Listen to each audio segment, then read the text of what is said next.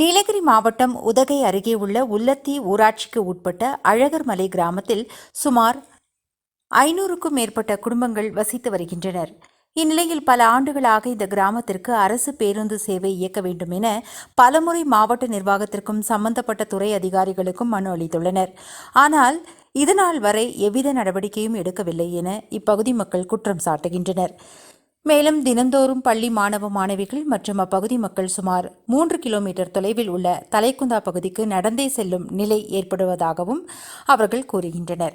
மேலும் அத்தியாவசிய பொருட்கள் வாங்குவதற்கும் மருத்துவ தேவைகளுக்கும் பொதுமக்கள் தலைக்குந்தா வரை நடந்து செல்லும் நிலை இன்று வரை தொடர்ந்து வருவதாகவும் அப்பகுதி மக்கள் வேதனையுடன் தெரிவிக்கின்றனர்.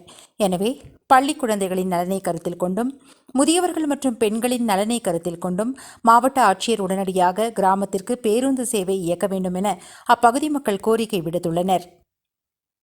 எங்களுக்கு பஸ் நீங்கள் அனுப்புகிறீங்க, எங்களுக்கு பஸ் வந்து சேரல.